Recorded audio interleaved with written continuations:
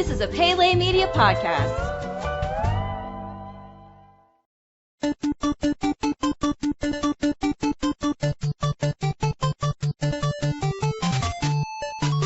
Welcome back to Goonies Minute, everybody. Goonies Minute is the fan podcast where we carefully explore the movie Goonies minute by minute. I'm Brady. And this is Chris. And today we are here to talk about minute number 54 of the Goonies on this lovely Friday. Quite lovely outside. Chris, so your dad, you said, used to collect baseball cards, right? Yeah, he had some Whitey Ford and some like Jackie Robinson, some of the more historically important players over the years from many years ago. He had some of these cards, and I don't know what he ever did with them or if he still has them. But some of them I know were worth a lot of money. I ask because this minute of the movie deals with a certain baseball card that you, I think, figured might be worth quite a bit of money. It is, and when I first saw it, I was thinking, that could have some solutions, but it's definitely not on the line of solutions to what the Goonies problem, but it does have some interesting significance. Yeah, it is. Well, I'll tell you what, let's go figure it out. You want to get into the minute? Well, we better get into the minute. Let's do it. In the previous minute, the gang stumbled upon a human skeleton half crushed by a boulder. As they start to examine the skeleton, Mikey took a moment to piece the puzzle together. At 54 minutes, Mikey walks around examining the cave. He makes the point that this must be one of One-Eyed Willie's tricks. He wouldn't have gone to this much trouble if he wasn't trying to hide something. Data says that the skeleton must be Chester Copperpot. He asks the obvious question, if the expert Copperpot couldn't make it out, how will they? Mikey finds a Lou Gehrig baseball card by the skeleton. Bran asks Mikey to check the skeleton's wallet. And thus ends minute 54 of the Goonies.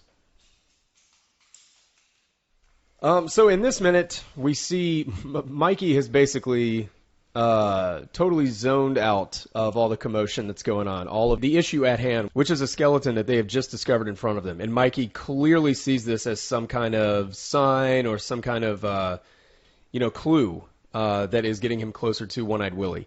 And everybody else is doing the obvious, and they're freaking out over what they're seeing right in front of them. And so I just think it's another case of Mikey just kind of, he's in his own little world. They cut to him, and he's kind of looking up, and you're focused on his eyes, and you hear a little bit of that, what I've always called the discovery music, whatever, a little bit of that.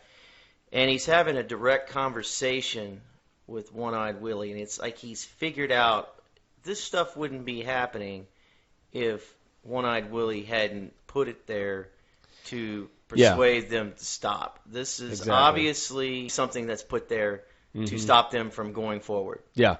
There's something that's he's hiding something. He's hiding. Yeah, exactly. So it's, hey, it's like we're getting somewhere. And this is and this is that, and seeing that skeleton, Mikey has that revelation. Exactly. This is almost validation of the fact that there is treasure at the end of all this, because why would someone put all of this here unless they were trying to stop someone? And we haven't even talked about the giant boulder that is on top of him. Yeah, we haven't. We didn't even mention that. Exactly. Because this is not like we just found some random skeleton. Mm-hmm. This is someone they haven't even mentioned the death of the gruesome death of this guy. Yeah, exactly. So that's even as much important as a skeleton. It's not like he just died of a heart attack back there. He was crushed. This was someone crushed, and the idea of a skeleton never really scared me. And a lot of people, they see a skeleton, they're terrified. And I guess it's what the skeleton represents. It's the fact that this is someone, where you're seeing the skeleton is where they finally laid to rest. And this is a skeleton who laid to rest in a horrible, horrible circumstance. Right. Who was crushed by this thing, probably slowly bled out or died of starvation or just an immediate death, but either way, it was not pretty. And so to a bunch of 12-year-olds and a girl who we have seen having a complete panic attack, which this could not have helped, are now witnessing what was you can hear this you can thing. Still hear Andy in the background throughout Mikey's conversation with One-Eyed Willie. You can still hear him in the background, and then you kind of switch to her, and Steph is consoling her. And one of the things that Andy says is, "You don't understand." I don't know what that really means. She says it. She kind of mouths it to her. You don't understand. I don't know. Maybe there's something more to that other than what we've seen. But I did think that was kind of interesting. That is interesting. So that's weird. But I thought one of the understatements of the year is when Data says he's dead for sure. Yeah, which is funny. I've got a note about how the fact that we have not heard from Data in quite a while. And so they give him a big bunch of exposition right here and trying to figure out who this guy might be. He's the only one with any sort of clue. He remembers who Chester Copperpot was. Right. Mikey, I'm so surprised Mikey doesn't remember who he is at first. You would think he'd be retaining every clue, every bit of information as he's going along, and he has to ask Data who he's talking about. Now I know, as an audience, we need to be reminded of who that is, and we haven't heard anything from Data in a while. The filmmakers are doing a really good job of delegating I don't know, activity from each of these cast members to keep them all relevant. So Data has quite a bit to say right here. And he does. He reminds everybody of the attic at Mikey's house. Yeah, the newspaper article. And I tell you what, it's interesting that this is the point where you've seen Mikey holding this book. I don't know if it's a Bible, but you notice that book that he's holding, and the page marker in that book was a Lou Gehrig baseball card. That's right. And there was a couple ways. At first, when I saw it, the Lou Gehrig card, I was thinking, this is one of the most valuable baseball cards ever. Mm-hmm. Hey, that's a solution to some of their money. The scheme of the whole scheme of like how much they would have to get, then obviously it would be more than a baseball card. Plus, baseball cards are only worth the most money if they're in mint condition, and with the elements, there's no way this would be in that mint condition. Yeah. So you had the original idea of it dated. It just gave us a frame of reference. And I agree with that more, is that because Lou Gehrig won the Triple Crown, which is if you lead the league in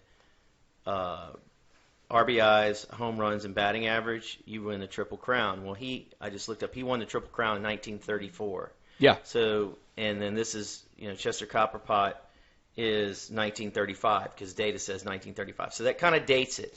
Yeah, it just gives us a frame of reference. And, there's other examples of that in movies that none of them are coming to mind right now. But that's something that always interests me, is when they include something to just give you that frame of reference of how long this person may have, the skeleton may have been laying here, or whatever. And we don't know anything about the personality of Chester Copperpot except what the newspaper article says, and that is that he was just a peculiar old hermit who was sort of just someone who would go after stuff like this.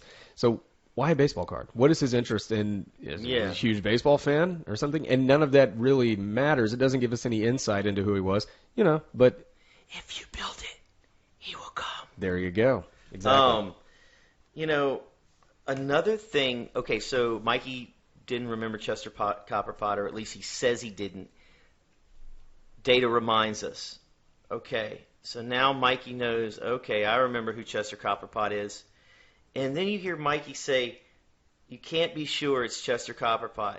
Now, I took that to mean that, wait a minute, if these guys realize it's Chester Copperpot, these guys realize that, and then like Data says, if he's an expert, what about us? He's an expert. He got killed. What about us? The guys seeing this dead expert who went for that treasure, all of a sudden could be scared out of the ultimate goal of finding this treasure and continuing on. Yeah. So that's one way that I looked at it when he said, are you sure it's Chester Copperpot? Mm-hmm. Because it was pretty obvious that this is probably Chester Copperpot. Yeah. So that's why I think Mikey was doing that when he said that. I think so. Could be wrong, but I think it would make sense for him to do that. Yeah. To try to, this isn't the first time where he has tried to take away a little bit of the fear of going forward. Yeah, exactly. And trying to convince them that, hey, it's not as big a deal to go forward as it really is. Yeah, exactly. And that deep down inside, Mikey he's got a little, it would take a bit of an ego to want to just keep going. And you got to imagine that Mikey certainly has that ego. And this is something that's just going to fuel that and say, like, okay, I can do better than this. I can do better than this.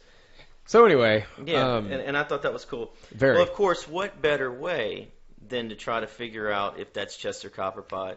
And Brant has the brilliant idea of, we could check his wallet. Now, I looked up what driver's licenses would have looked like, or in this case, operator's license in the 1930s. And it's very basic. It's not flashy like we have them today with your picture and your, and I guess we see that. I guess we see that next minute. But was it realistic? Yeah, it is. It's very basic. Very basic. Because I don't remember. I haven't looked at that minute yet. I mean, I remember seeing the movie, but I didn't look at that closely when I watched it. I just realized I'm skipping ahead. But that's okay. Yeah, it's fine. So that's all I've got for this minute. It's an exciting minute. The stakes are really, really ramped up, and you get some neat exposition from Data, sort of, really cool writing and recalling or calling back to now I think about the bring it home comment, of okay, we got to reset everything to remind people, because remember, if this is quote unquote originally a kids movie, kids have ADD. Let's remind everybody who Chester Copperpot is. Yeah. And I think that's important. We know it. We've seen the movie a bunch of times. We're looking at this movie deeply, but not everybody else. If you're thinking about the first time somebody's watching it. Yeah. And okay, what can we do to bring them back around to what's going on? So I think that's why that is. Such a cool mythology within this movie is the Chester Copperpot story, and there's so much like headcanon you can do to make up your own story about what happened to that guy. Yeah, and how he did not get that far. And then thinking about, man, there's so much more with Mikey's dad, with and that all of that we talked about. Yeah, that's another thing too that I think really helps finding Chester. If they were going to go to back to the Chester Copperpot thing, finding him this early on really ramps up the stakes, because if this guy did not get very much farther than we've seen the Goonies get, under the fireplace, assuming that's how he got in. Down the tunnel and down this hallway, which I'm sure there's other rooms and caves they had to get through to get here. But the fact that this guy presumably has not gotten very far means that they very well might not get much further. So that just kind of ramps up the stakes, and the fact that, hey, Goonies, you might not get much further than this guy, this expert. So We will find out next week, and all the weeks after that. So still got a ways to go. Still got a ways to go. We are almost an hour into this movie, which is great. So on that note, everybody be sure to tune back in on Monday with minute number 55 of the Goonies. And until then, this is Brady. And this is Chris. And we're here to remind you that Goonies never say die.